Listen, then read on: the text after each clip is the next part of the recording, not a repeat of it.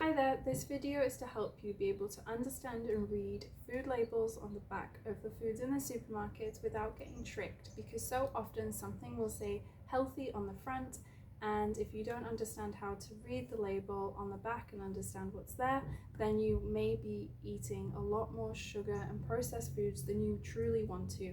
And as a mum, this is important to me because I want to be able to give my son healthy, nutritious foods most of the time, sometimes not. And I know if you're a parent too, you care about that too. My name is Georgina, I'm a health and nutrition coach, and in this video we're going to go through 6 steps to help you read the labels on the back so you can make informed choices about your food.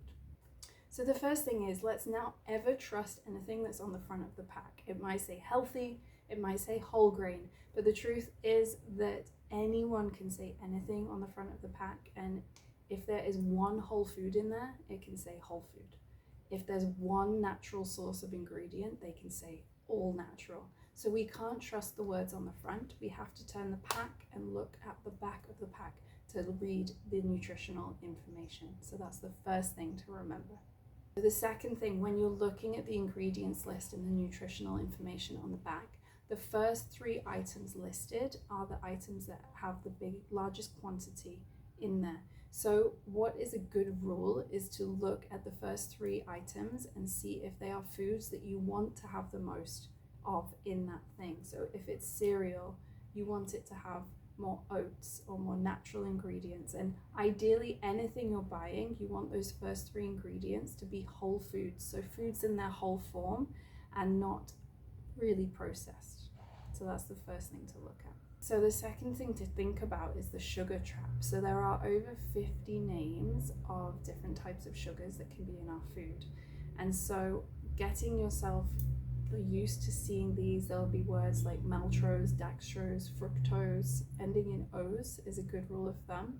And you can look at the quantity. So sugars is usually in grams, but 4 grams of sugar is 1 teaspoon of sugar.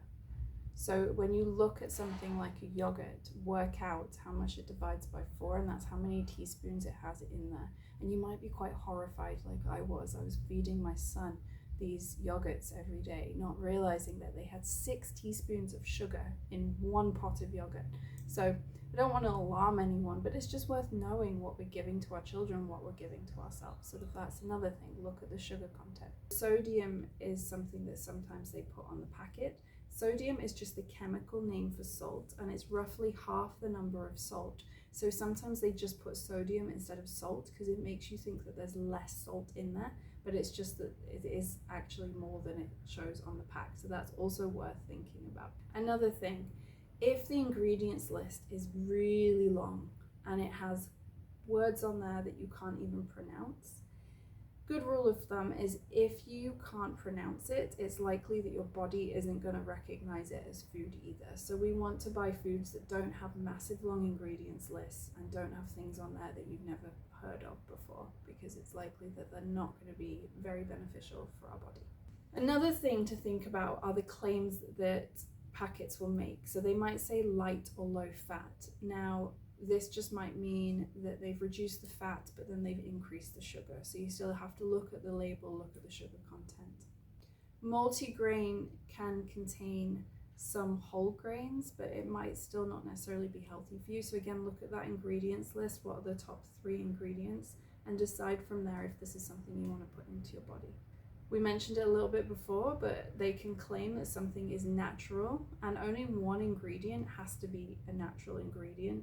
So check that, because even if it says natural, it might be a highly ultra processed product that you don't want to eat regularly. Also check out if it says organic.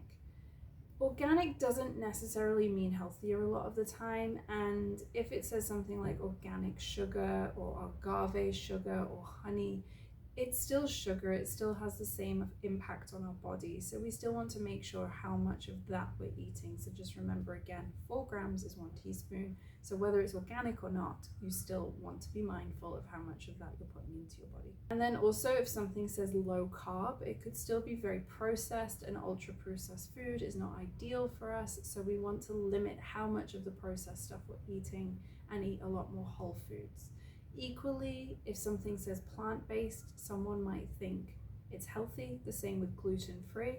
If it's an ultra processed product, it's still not great. It's still better to eat a whole food. So if you're trying to eat more plant-based meals and more vegan meals, instead of having the sausages that are processed, eat some tofu or tempeh that isn't as processed. The same with gluten-free. Just because it doesn't have gluten in it doesn't mean it doesn't have other things in it that are not so great for us. So again, follow the rules before, look at the ingredient list. Does it have whole foods in there? Has it got a lot of sugars? All these things. So I hope this video has helped you understand how to read the back of labels.